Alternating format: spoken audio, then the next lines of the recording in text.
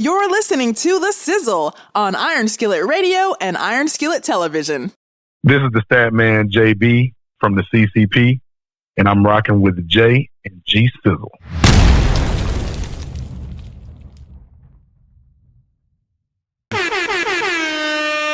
Did you know that you can listen to Iron Skillet Radio on Spotify, Apple Podcasts, Google Podcasts, and Anchor? It's easy. Look for Iron Skillet Sports or hashtag Skillet_sports for our latest episodes. We are Iron Skillet Sports. The Gridiron Grill on The Sizzle.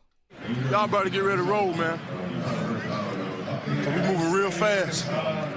It's gonna be violent. So y'all put the kids to bed.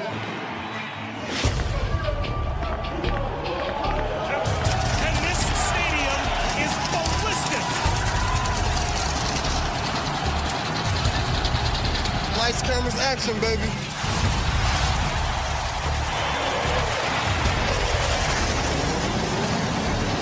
Now we've got some uninvited guests to our board. Let's go to the next level. Ain't nothing else to talk about. This ain't over yet. This is all that matters.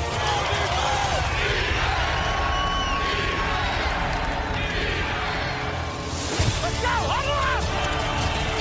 You better watch yourself. Touchdown. What are y'all doing? No.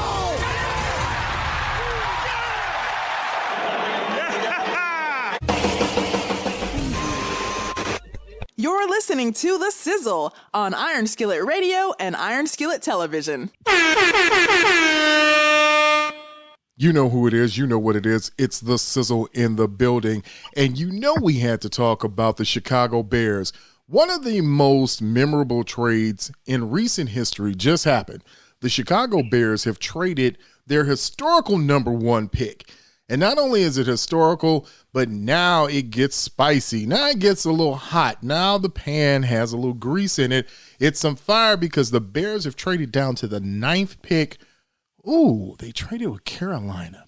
I don't know how to feel about that, but I know we have someone on the line who does, and so we're happy to bring in Chicagoland Podcast. Man, let me tell you this.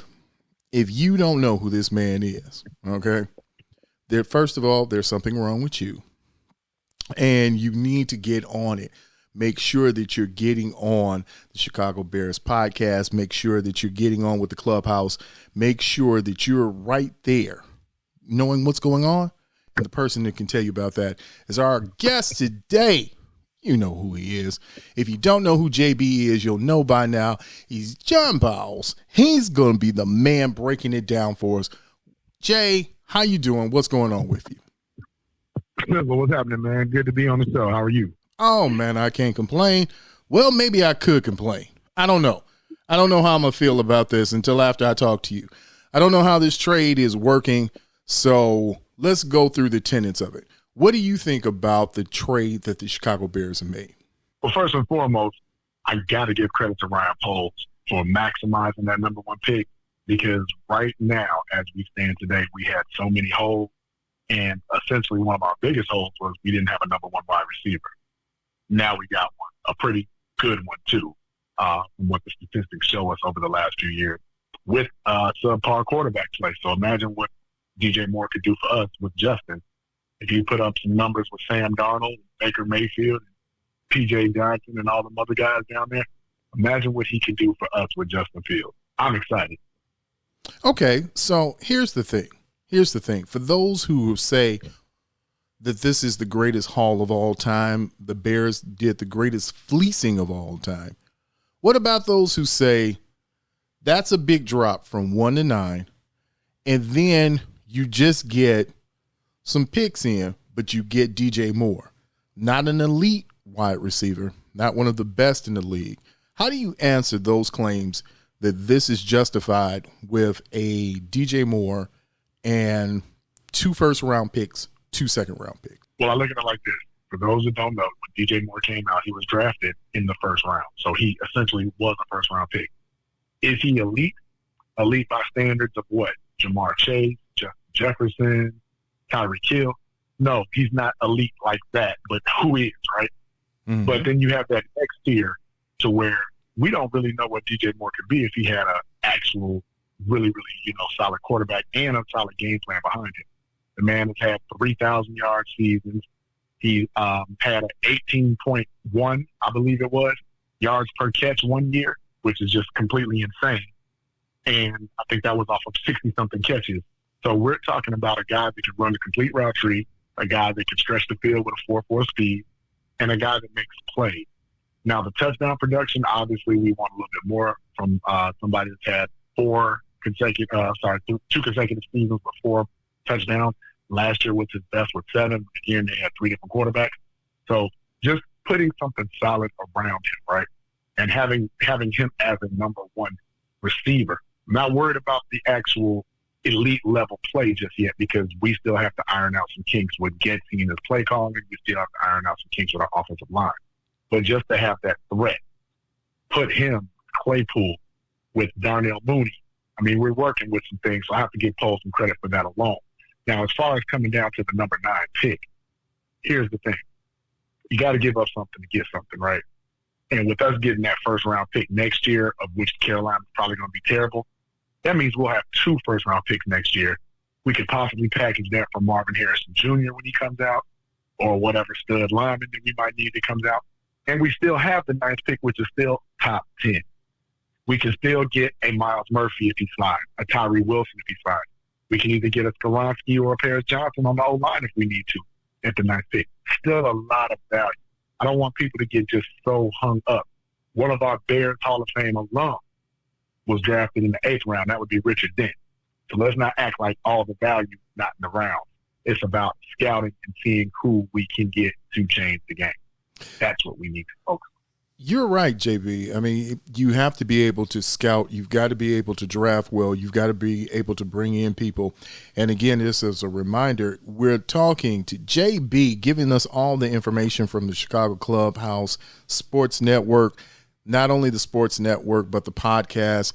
They do great work, always have great guests in. But one of the questions that we had as fans is, can they build around an elite quarterback? So, JB, I'm going to ask early. I'm going to jump in here and ask you early. Do you consider Justin to be not only QB1 for the Bears, but on the track to being an elite quarterback in the NFL? Again, we use that word elite. In my estimation, we can only count on one hand how many elite quarterbacks there are in the league currently.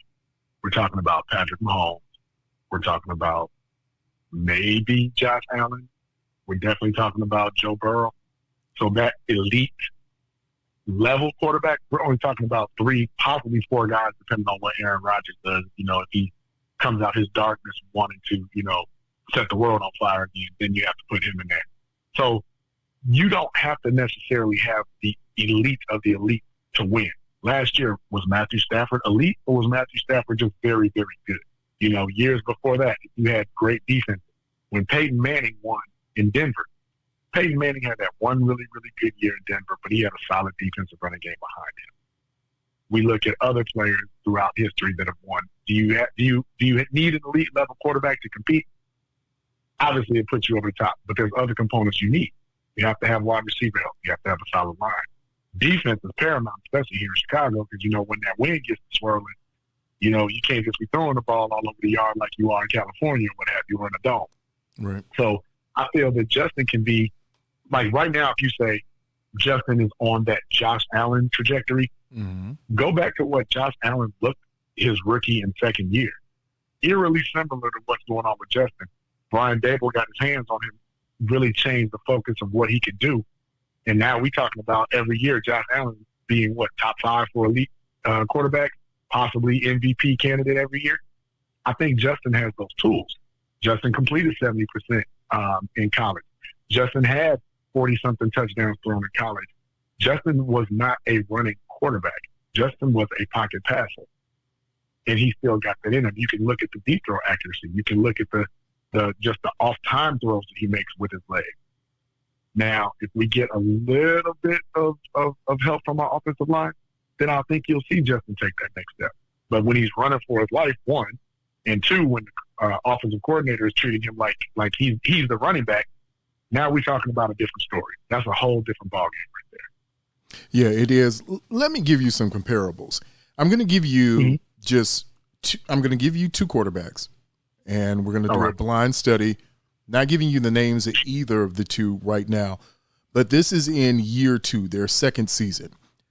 Quarterback A, he was 61% completion rate.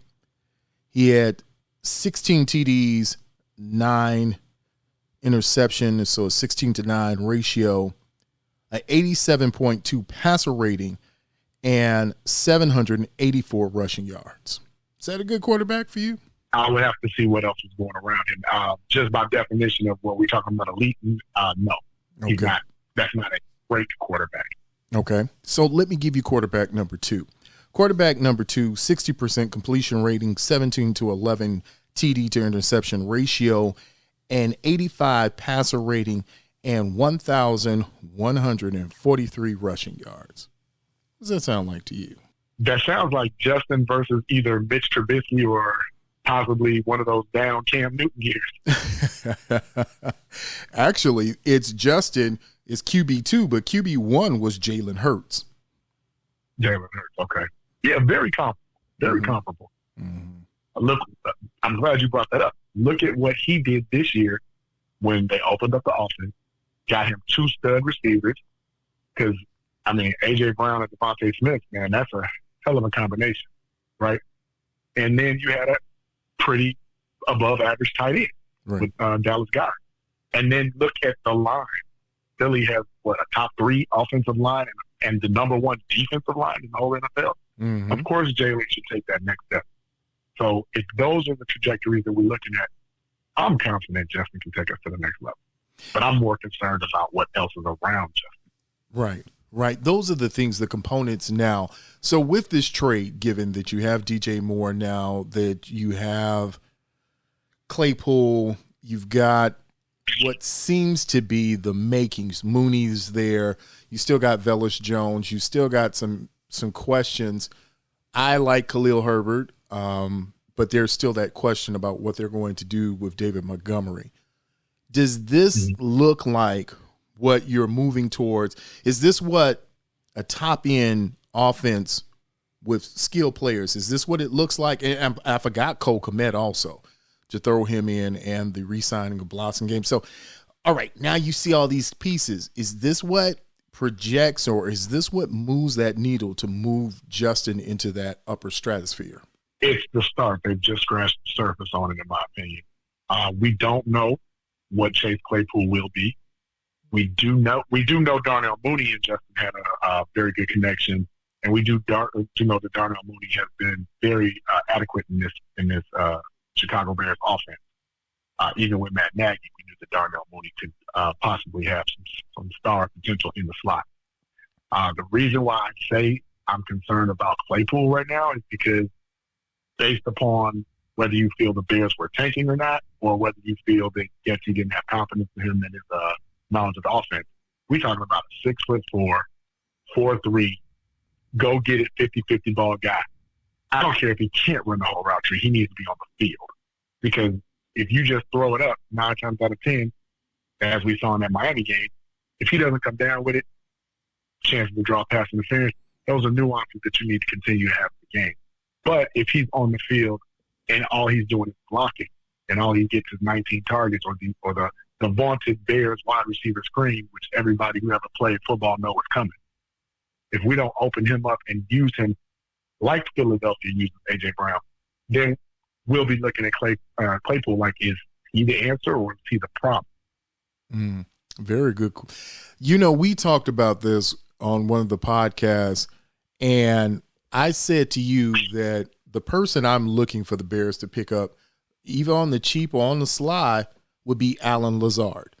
And then I started looking at Allen Lazard, and I looked at Chase Claypool, and I thought to myself, my goodness, I'm picking the same guy.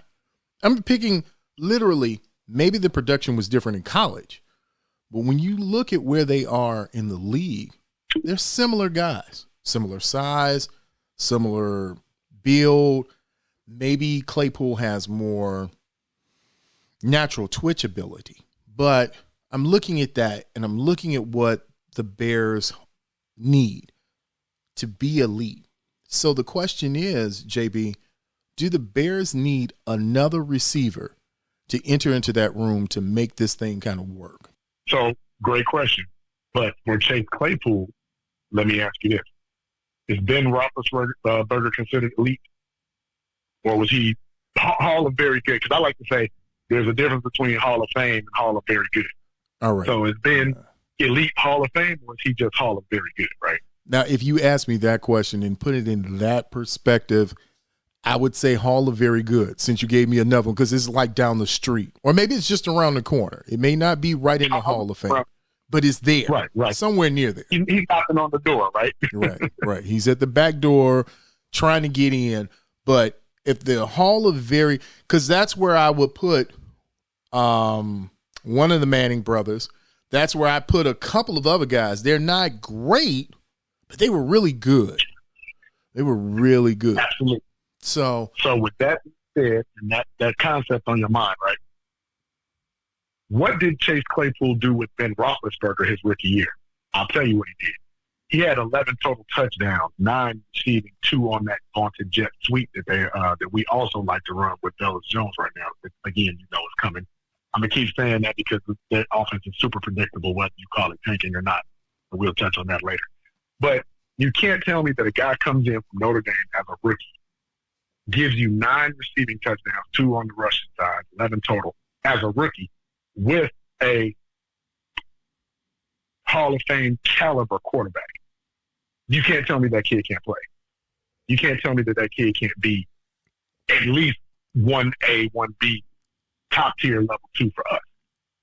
But you got to put him on the field. One thing that we saw about Lazard when Aaron Rodgers threw Lazard the ball, it was like, okay, they're starting to bring a little connection together. They're starting to, make a little magic. But he had a whole receiving core, but the same offense. Justin, for the first time in the last 3 years, will have the same offensive coordinator and will be able to work in the same system.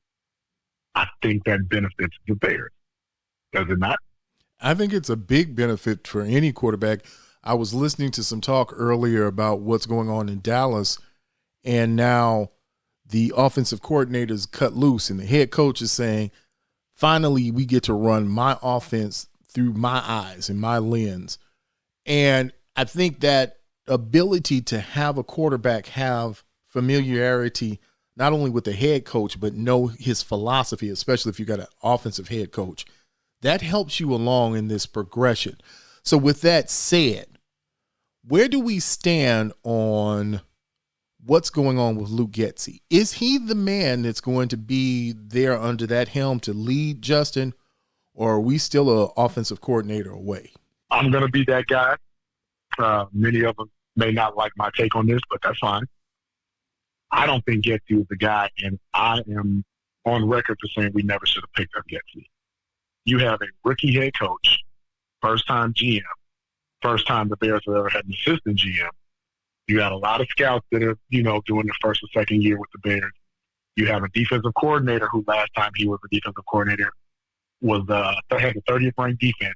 So it's a lot of new pieces and new and I'm not saying that you can't get a new guy and come in and have success, but we're talking about Luke Getsy, who A, never had called plays before, B, was a glorified QB coach / passing game coordinator for Correct. Aaron Rodgers. Now, come on now, did he really do anything for Aaron Rodgers, or did Aaron Rodgers just say sit back and enjoy the ride, guy? Yeah. Like that particular person, I would have liked somebody with a little bit more experience, somebody that definitely was able to open up the passing game. And as you saw, I mean, be it a rookie or not, we saw what Brian Dable did with Daniel Jones as a rookie head coach. And I'm clamoring, like, what if we had Dable right now, with that offense? What would we look like? Because Justin's way better passer than Daniel Jones. And Daniel Jones had a season that was good by his standards that garnered him $40 million. So imagine if we had somebody on the offensive coordinator side that could actually open up the offense, take some more shots, which Justin is good at, taking shots down the field, and stop running him so much. I mean, SIZZLE, every time he runs, I almost cringe because I remember how good Cam Newton was until he got that shoulder injury. All right. And it seems like he just never came back from that. And you're talking about pounding after pounding after pounding, whereas a running back may be conditioned for those hits. A quarterback, I don't care if he is 6'3", 230. Justin wasn't getting hit like that at Ohio State. No. And we saw what he looked like in Nagy's first system. That system, curl, flat, which was made for Andy Dalton, not for Justin Fields. And you saw what happened to him. So are we going to subject this kid to being Lamar or being Cam? And I'm not saying that, Lamar, obviously dynamic MVP of the league. Lamar ran all those yards, but also led the league in passing touchdowns, which means they were throwing the ball. At least that one year he won MVP. I don't see Gessie doing that. I see Gessie doing a lot of quarterback sneaks when he shouldn't have. You have Corey Blasingame, who was a Bull, and David Montgomery, who holds the NFL record for first break tackles, right? That's right. Why wouldn't you just say, hey, we're on the 1 yard line. Blasingame and Montgomery, go score. I don't need Justin getting ridden out of bounds to land on his shoulder, to land on his wrist, to land on his ankle. It's like, when does common sense come into play? It's like when Pete Carroll didn't give the ball to Marshawn Lynch in the Super Bowl. Like, how stupid was that? Every play, Marshawn Lynch on the 1 yard line. They win the Super Bowl. Like, we can't continue to get these guys that think they're the smartest guy in the room. And next thing you know, Justin's in a walking boot. Or Justin's missing the game because his UV joint is hurt. To answer your question in short, no, I don't think Gessie is the man. I would love to be wrong if he changes his philosophy and comes out on fire next year. I would love it. But Justin in this running game here in Chicago with that line is not sustainable. Not at all. It's been a big question, and it's one that we all – and until we see some, as you said, there has to be some change. For me, the way I saw it, it was a cop-out. It was an easy out to say, look, go ahead, run the ball. We'll make it run. We'll make it work. And you had the weapons. And maybe that's my thing with David Montgomery is he wasn't utilized in the way he should have been, which mitigated his impact on the field. Now, I'm not saying anything about the clubhouse. I'm not saying anything about that locker room. I'm just saying on the field, you look at it and you're like, I can find better. You could get something better than what David Montgomery is offering. But the counter to that is, was David Montgomery being used the right way? And is this offensive coordinator using any of his skill position players?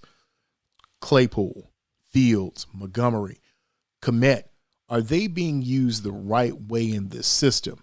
So, JB, before we go to break, let me ask you this. If you had an offensive coordinator that you could pick up and put in and plug and play right now, what type of offensive coordinator would make this Bears team run? What would make this engine go? Ooh, that's a tough question because, like kind of like in boxing, right? Styles dictate fights. I'm actually going to say I would need a quarterback coach and a offensive coordinator who's probably like 60-40 pass to run, only to, kind of break up them waiting on Justin running. So somebody that, like, of course, like this is not possible, but like if we had like a Kyle Shanahan type play caller, if we had, let's see, that's tough. Okay, do you remember Tom Moore, who was Peyton Manning offensive coordinator, right? Right. It was Peyton Manning, Edgerrin James, Marvin Harrison, and them guys. That was a great balance of off the chart level passing, and then you still have Edgerrin James that can give you 2,000 yards all purpose through the passing and the rushing game, right? So somebody like that, I think his name escapes me. I actually wanted him to get the offensive coordinator position or head coach position.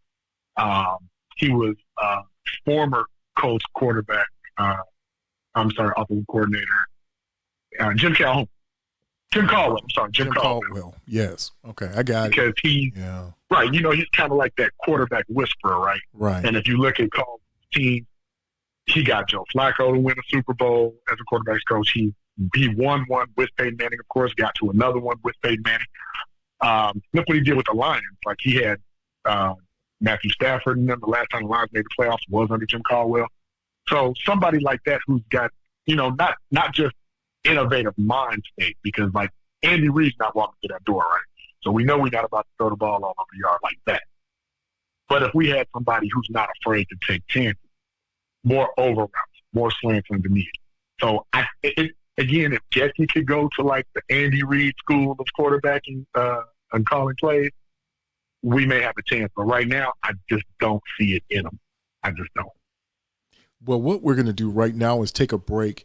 And when we come back on the other side, JB is going to be with us. Now, JB is the stat guy. JB knows a lot, but we're going to ask JB what he knows about the draft and what direction the Chicago Bears should take as they get ready to move forward with the number 9 pick.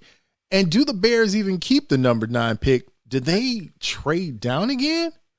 I don't know. A lot of questions that have to be answered. A lot of things we've got to talk about and not a lot of time to do it. You know who you're listening to. This is the Sizzle here on WGVE 88.7 FM, and we will see you on the other side.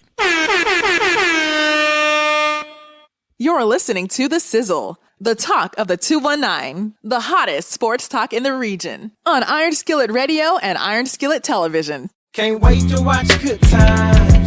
Here we go and play outside, yelling that's my ride. When the car pass by, hey. Can't wait to watch good times. Here we go and play outside, yelling that's my ride. Already, Pink Gator and OG Big Mike, huh? We wasn't where we were gonna be, but there were blessings in the struggle. Mama was heavy on the I love you. Red beans, slow cooking, gravy getting creamy. Making it happen for sure, it wasn't easy. Fall antenna on the TV, plies for the dial. Mama like, you better turn it down. Me, Tosh, and P fighting over what we gon' watch. Until Kim gave us a pop. Now it's crocodile tears, nose dripping snot. Standing in the corner, I'm laughing about it now. Was it funny then? Teased by my friends, pulling up on me, making they big wheel spin. Now I'm on mine. Couldn't wait to go outside. Come back tired and time to watch good times. James, Florida, Walona, Penny, Thelma, Michael, JJ, Bookman, Can't wait fam. to watch good times. Here we go and play outside, yelling that's my ride.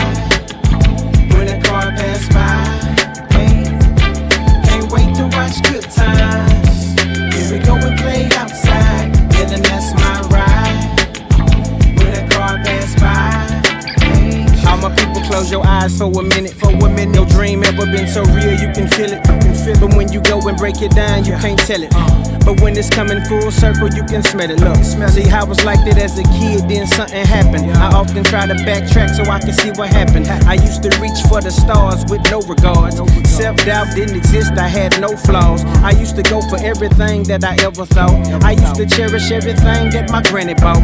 But she left a young mustache kinda early. I often see her in my dreams cause I miss her dearly. See, she would sit me on my lap and she would sing to me.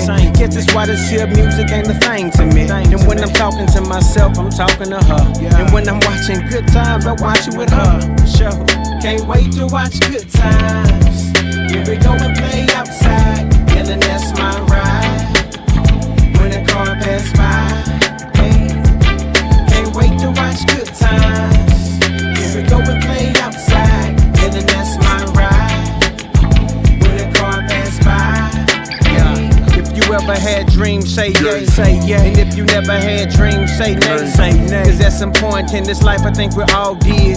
Maybe not as adults, but for sure as kids. My sister and I used to imitate Prince, Morris Day, Jackson 5, even James Brown. Living room talent shows, it would go down. Couldn't wait to hit the favorite part of Marvin Gaye. We do this here anytime, not just holidays. Just to imitating life till I get my chance. To make my folks kinda proud, just to make them dance. Hip hop had me hooked, that's without a doubt. Since I seen that Crush Groove, it's Sister Johnny House. Curtis Blow, Fat Boys, Run DMC. LL and Sheila E, that's all I had to see. I recall writing rhymes in my textbooks.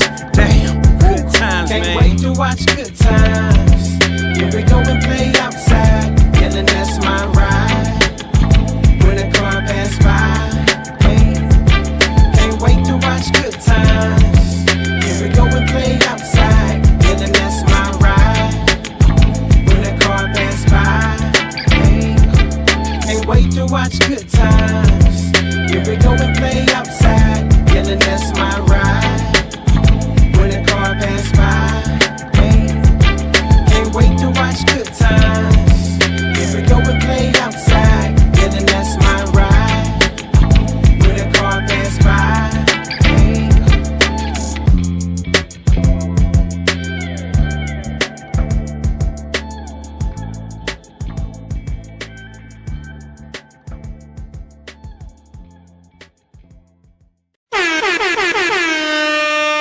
You're listening to The Sizzle, the talk of the 219, the hottest sports talk in the region, on Iron Skillet Radio and Iron Skillet Television.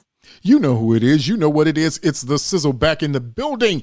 Yes, here on WGVE 88.7 FM. Thank you for taking your time and listening to us. And as you're riding around tonight, thank you that you get a chance to relax and listen to some of the best talk, not just the hottest talk, the best talk, but it always is the hottest talk in the region. This is what we do, and this is what we give to you. If you were listening before, you know on the first part, we were talking with the stat man, JB, the stat man from Chicago Clubhouse Sports. Listen, if you're not checked in and you're not linked in with their podcast, make sure that you tap in with them. Make sure that you're following and getting that information. And in fact, JB, if listeners want to catch up with you, they want to know how to get in contact with you, follow you, know what's going on with Chicago Clubhouse and with you, how do they get in contact with you? Great question, Sizzle. Thank you for that. So they can always reach me at the Chicago Clubhouse Podcast via Facebook, via Instagram, and even Twitter. If you want to reach out to me individually on Facebook, that would be simply JOHNBOWLES, John Bowles. And I have a lot of interaction on a lot of Bears podcasts and a lot of Bears groups. And we love the Bears and just talk just passionately 24 hours a day about the Bears. Find me there. Always catch me Tuesday nights. We air at 8 p.m. Central Standard Time on the Chicago Clubhouse Podcast via the Chicago Clubhouse Network. We have a great time. We have some great guests, former Bears alumni, everybody we've had from Rasheed Davis, Brett Miller, B. Cat Williams, Brian Urlacher, Lance Briggs, Alex Brown, you name them. We pretty much have had them or plan to have them, and it's a great time. It really is. I mean, without a doubt, some of the best Bears talk that you'll hear, not only in the region, but that you may hear anywhere. And I'm not saying that as hyperbole. It is some of the best conversation, because that's what this is. These are conversations. We're having conversations about what's going on, but it's to inform, it's to enlighten, it's to entertain, and so that everybody gets a chance to really feel and know what's going on. But JB, before we went to break, we were getting ready to talk about the 9th pick and how this kind of breaks down, where all this works and how, you know, players, I'm looking at Georgia linemen, you're looking at guys running sub fours and linemen, and then you've got receivers, and now you got linebackers. And I'll make the statement, obviously, Ryan Poles does not value the linebacker position like we as the general fan or general public does. Because you look at it, if the Panthers gave you a good player, the thought is their linebacker is better than their receiver. But you've got a theory as to why the receiver is the best market value for the Bears right now. He's the bluest player. So if we're talking about DJ Moore, what makes this deal, and that's this the way this whole thing is structured, what makes this special and good? So for one thing, great question again. So for one thing, it's cap friendly. Now I know people are saying how is paying a receiver that's not top 5 or possibly even top 10 statistically, how is that good value? How is that cap friendly? Well, DJ Moore was owed $52 million coming out of Carolina, right? And we're only picking up $20 million of that 52. So right there, that's a discount, of which we're only paying fully guaranteed this year. Let's say the DJ Moore experiment doesn't work. Eberflus is a lame duck coach moving into next season. Okay, we might have to have somebody to come in and tweak it a little bit. Losing DJ Moore only cost us $1 million against the cap in 2024 and $0 in 2025. With that being said, that value, as we all know, You have to pay for top-tier talent. Is DJ Moore top 5, top 10? No, but is he top tier? Yes.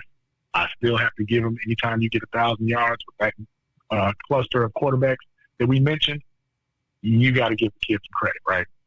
Now, one thing that kind of supports what you said, Sizzle, is I wanted to keep Roquan at $20 million.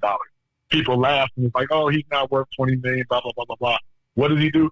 He goes to Baltimore, makes an All-Pro, makes the Pro Bowl, and gets his $20 million.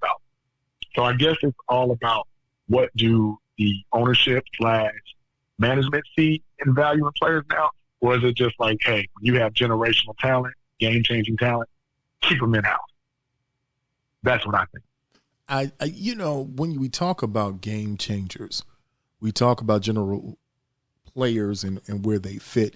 And kudos, man, shout out to Ryan Poles. I have to give him that, because that information of understanding what this contract looks like with DJ Moore, you're literally looking at two players. If you're talking about your number 1 and number 2 receivers, if it doesn't work, by 2025, they're out the door, no money, no harm, no foul. You just move on and you keep it moving. But with that said, Justin has a receiver that he threw to that's going to be in the draft. There are linemen there. There are some hybrids, but more they're edge rushers that are in the draft.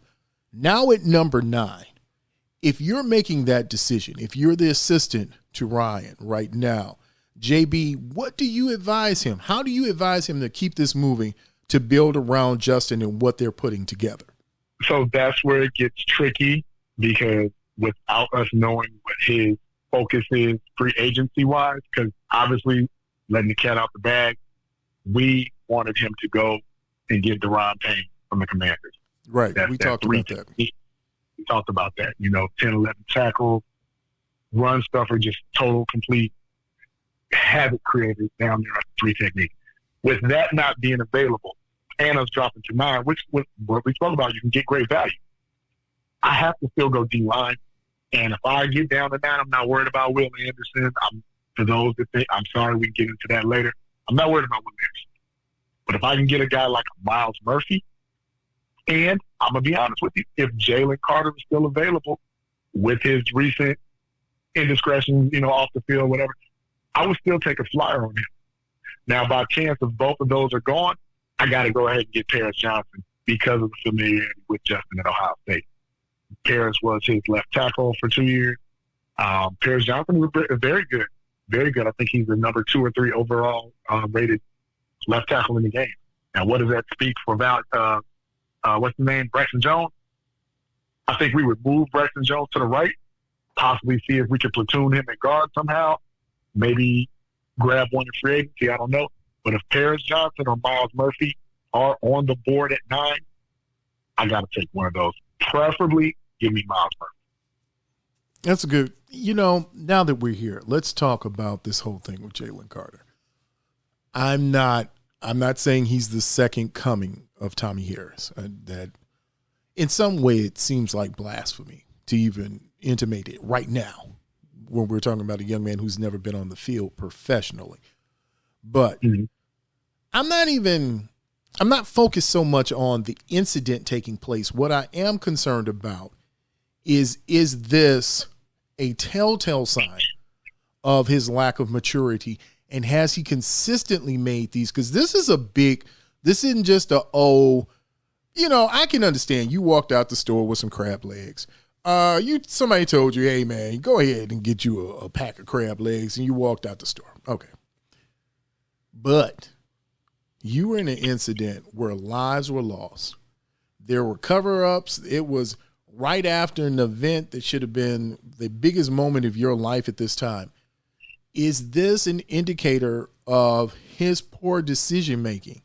And how will that play as a professional with multi-million dollars in a city like Chicago? So to take sports out of it, had any one of us regular Joes done that, we probably would be looking at some serious time, right? And I'm saying that the state of Georgia knew about it. The college knew about it. It's on record stating that the parts of the personnel staff was available that night and were on the scene with the accident. This is not the first time that Jalen Carter had been caught driving sports cars at high speeds and everything. But before we get on the kid who probably had never seen, things to that magnitude, what does that speak about the people that are, A, allowed to be around him, or the people that Kirby Smart put around him? Right. If my assistant strength and conditioning coach or my scout is supposed to be my quote-unquote handler, hate that word, but I think it's appropriate. It's apropos, yes, for this situation especially. For this situation. Why am I putting myself in this situation? Why am I putting him in that situation? My job is to keep him out of trouble. Back-to-back national championship winners. We're having a great time. We're having fun. Hey, I'm anywhere from 1 to 2 to 3 in the draft. I'm about to be a multi-millionaire. We partying. I don't know how I got this sports car, but I'm driving it. Hey, man, why don't we go party where it's a little bit safer? Let's get out these streets because we just won. Everywhere you move, somebody's going to be like, oh, there's Jalen Carter, camera. Up there's Jalen Carter, photo opportunity. Up there's Jalen Carter driving really fast on a sports car. Bam, he's in trouble. That in no way, shape, or form should happen. You never, ever let the person that's the golden goose, the golden ticket, you don't let him put himself in that position. So I have to fault his lack of judgment from being a young kid, but I also have to fault the people that are around him, supposed to be taking care of him. Because I would never let that happen. If my son was in that situation, hey, man, come on. We out of here. Take your drink, take your friend. We can go somewhere more secure and have a party. You don't need to drive a fast car down the busy street, the downtown streets of Georgia. Why? But is that a character flaw, or was that just an in-the-moment flaw? You spoke about the crab leg incident. We can speak about the underwear incident. We know many basketball players who've lost their scholarships. So Randy Moss was in trouble. Allen Iverson was in trouble. They got to the league and they became productive citizens. They kind of got that edginess that made them look like rebels, but they really weren't. So I think the kid deserves a chance. I think now, here's the thing. I like him because he's a disruptor. Now, you mentioned Tommy Harris. Now we're talking about elite tier 1, tier 2. Jalen Carter is not Tommy Harris. Jalen Carter is not Aaron Donald. The kid only had 3 sacks, but because he's so disruptive, because he's just a massive mountain of a man, and he's what you need in this hybrid cover 2 that Eberflus is running. You kind of got to kick the tires on him and say, hey, if I put the right people around him, can we see who the Jalen Carter is that we want? Or do we see is the Georgia Jalen Carter who he really is? I think the jury's still out. It's funny. We talk about this, especially when we talk about our sons. And one of the things, as becoming a newly minted grandfather, and talking with my son the last week, I said one of the things about parenting is the key is sometimes we have to protect you from yourself. You have to protect the asset from its own liabilities. And in this situation, I'm looking at a young man who's not unredeemable, but back to the point you just made, he's not Aaron Donald. He's not Tommy Harris. I watched a championship game where there were moments where he was not as disruptive as Beal. And there were some moments where he disappeared. Now, maybe mine shifted, maybe some other things, maybe coverage rolled towards him. But if he is on the board at the 9th pick, which I doubt he would be, I doubt he would drop that far. But if he's there, are you saying that the Bears have to take a strong look at picking him up and selecting him with that pick? I do. I think you have to take a strong look at him, like I said, because we all know how this cover 2 works. Dominant 3 technique, dominant middle linebacker, dominant safety. Right now we have the safety with Jaquan Brisker. We don't have the linebacker. I know Jack Sanborn and everybody, pump your brakes on Sanborn, right? He's a try-hard kid. He's good for depth. He's good for morale, good for locker room. Is he a stud star middle linebacker? Let's pump our brakes. But we also need that stud D tackle. We need that 3 technique to make this defense work. And if he's available, the only reason, again, I say, because Eberflus has a system to where one thing you got to give credit to the Bears this year. They were in shape. They were flying for the ball. Mm-hmm. Everybody. They weren't very good, but for what they could do, they were good enough to say, okay, they were competitive in some games, but they were just overmatched. You know, Right. David doesn't beat Goliath for one time, right? Right. That's it. So, right. So I would think that he would have to get in better shape. Okay. You know, he's naturally strong as an ox, you know, but just getting him motivated to now, hey, you may be the biggest thing in college, but right now you're one of, 100 guys at your position that are just as big, possibly stronger, maybe even more disruptive. You can get an old man like Fletcher Cox. Hey, is he Fletcher Cox? Is he Chris Jones? If he turns out to be any one of those, I'm happy. Is he Cortez Kennedy? I'm happy with any of that. If his head is on straight, if he takes football serious, if he gets in shape and he goes ahead and becomes the best version of Jalen Carter off the field as well as on the field, then I take a fly home. But again, I'm conflicted because of Miles Murphy, 6'5", 275, 4.5 speed, good against the rush, gets 8 to 6 sacks a season. But they also, roll covers to him, and he had a great teammate, Brian Brees, with him. That's hard to turn your back on, too.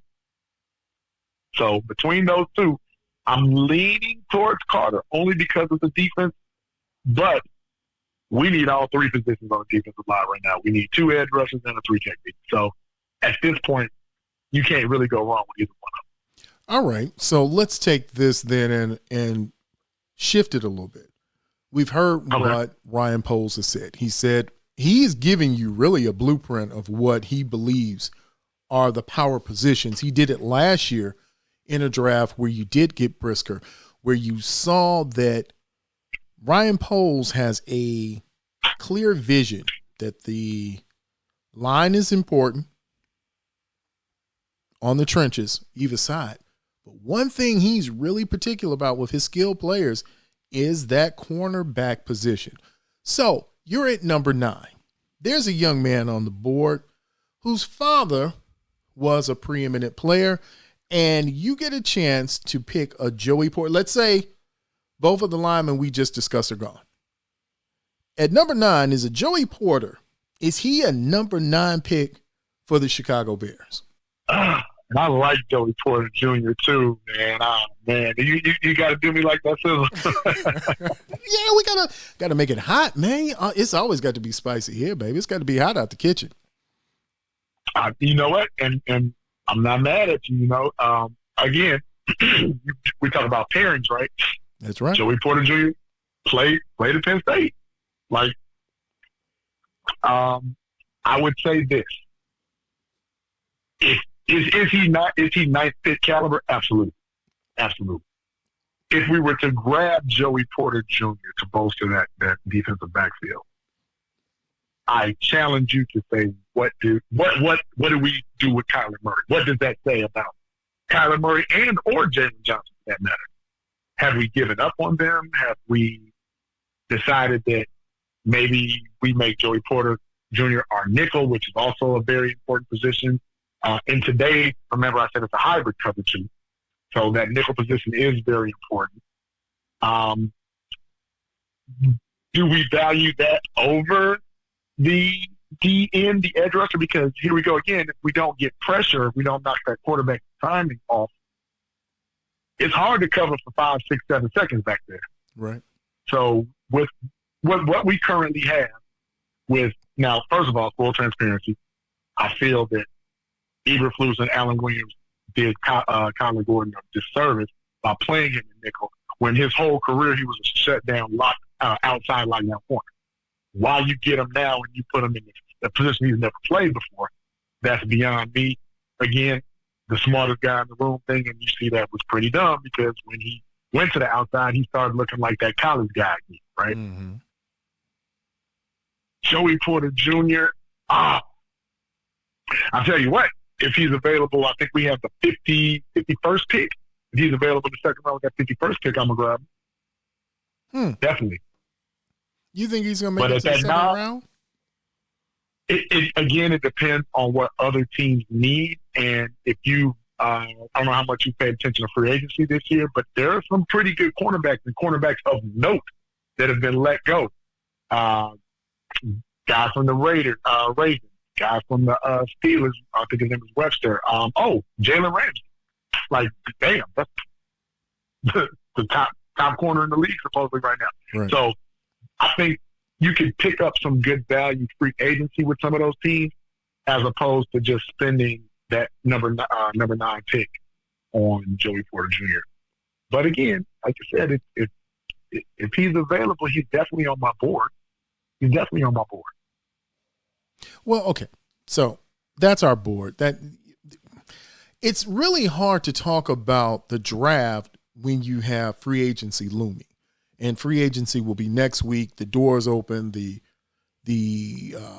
legal tampering time starts, and then the full signing starts. All right, JB, at least give me 4 targets, and I'm putting a lot on you. Give me 4 targets that the Bears should be looking at right now to get before the draft, to shore up and seal up some things before you even talk about a draft. Who are some of those players, or who are 4 players you're looking at right now that you can say, these are the guys I need to bring into the building to get this thing back on track? Number 1, I'm looking at Javon Hargrave. That's number 1. If he's available, I'm looking at him. Number 2, although he's a little bit aged, I have to look at Fletcher Cox, because we need that D tackle. I believe Fletcher is like 32 because of how important linebacker. We talked about linebackers. We need some linebackers. Levante David, he's available from Tampa Bay. Right. So he's got to be on my list, like super, super high on my list. And then just for me, I like Mike McGlinchey, man. I really do.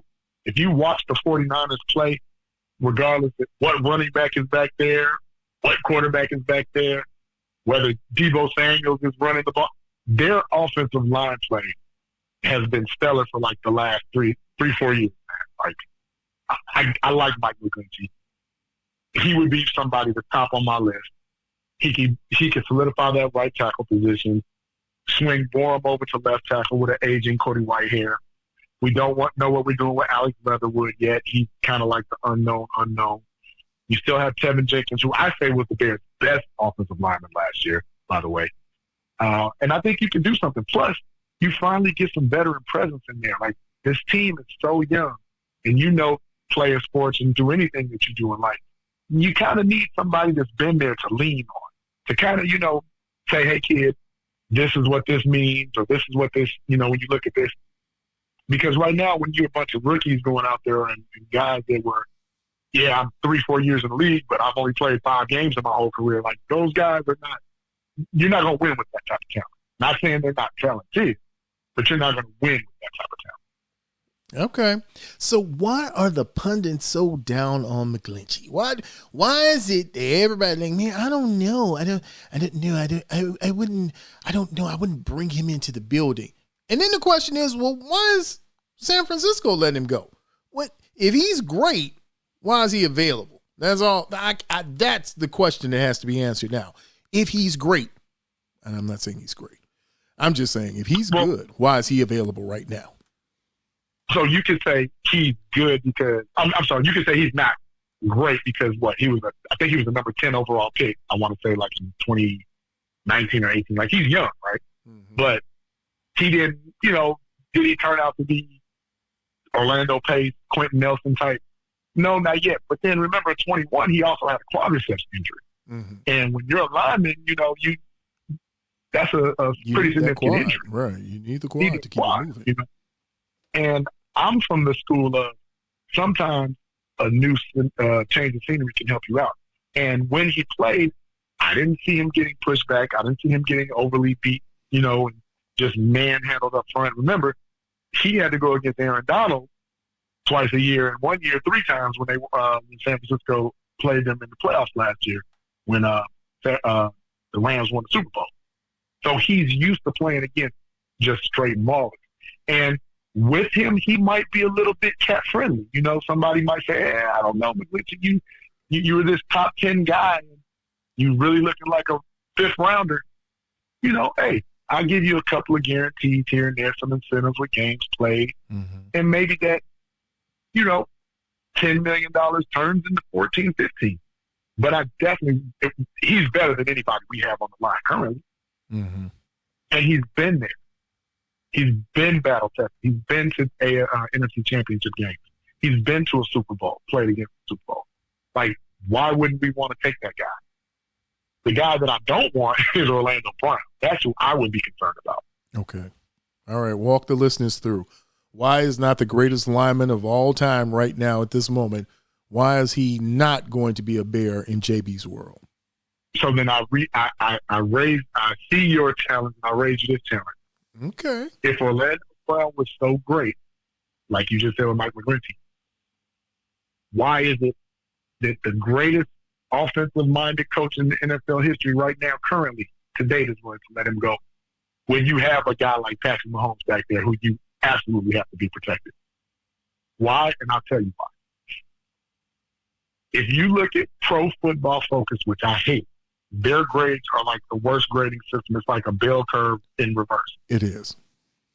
The only reason, to me, and I'm not saying Orlando Brown's bad, but the only reason he's as high as rated as he is because look at what Patrick Mahomes can do. Okay. Right. Remember when Orlando Brown was blocking for Lamar, they were similar things. Every time they roll the other way or hot route right to him again. Not saying he's bad, not saying that he's not a top guy. Is he a Trent Williams? No. But who is, right? Is he a Mekhi Becton? No. But again, who is? So is he top in what's possibly, the best available? Absolutely. If you get him right now, are you, and if you watch Kansas City games, which I do, I love Patrick Mahomes. He gets beat a lot. Yes. He really does. That he does. There are moments, and this has been an off year for him. He hasn't been a blue player this year. He gets beat. Not at all. And there's some moments when you think he's going to get Patrick killed. Absolutely. You can't see it coming, and he's already beat. You see right off the line, the minute you see that end come off, you're like, he's beat, and this is bad. This is really bad. Exactly, and that's the problem with Justin. Remember, Patrick Mahomes is seasoned, and he's something different. He can make this, underarm throw that, most people can't make. I every time I see Justin run for his life, I get scared. When I see Patrick run for his life, I don't get scared. You know what I mean? I know that's kind of crazy, right?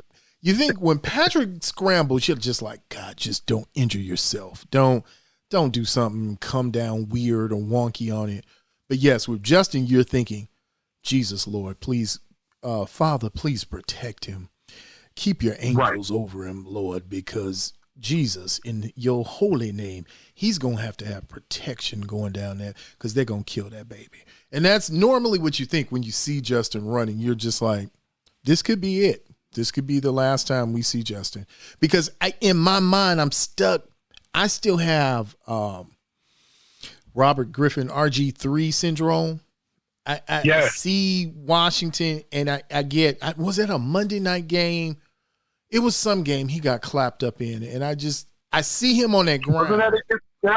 Wasn't that against Seattle? I believe so. Yeah. I can't get that picture out in my head. Like, oh my God, he's dead. Like, for real, he's dead. And it never worked after that. And again, is Orlando Brown better? Absolutely. Come from a lineage? Absolutely. I mean, and he's like 6'8", 350. Like, he's a big kid. Mm-hmm. Is he going to make our line better? Absolutely. Now, I ask you this since we talk about the $20 million. Okay. Are we ready to reset the market with Orlando Brown? No. I don't think Ryan Poles would reset the market. I don't think he would allow it. I don't. As a former lineman, someone who's an executive, I don't think he would do it. And remember, he was not a free agent. He was traded from Baltimore to Kansas City, literally traded. To me, that's telling too, because why would you give up on a kid in 2 years that quick? A left tackle. A left tackle, generational talent left tackle, supposedly, right? So why would you give up on him after 2 years? And now he's been franchised already. So he's looking for some big bucks. Again, would I love to have him? Sure. Am I looking for him to be his dad? I don't know, because, his dad was pretty good too. Right. Very good. Very good. Which really gets us to this point. But I know it's coming to that time. We got to say goodbye. I know you got things to do. I know we got to get in these streets and get moving and grooving.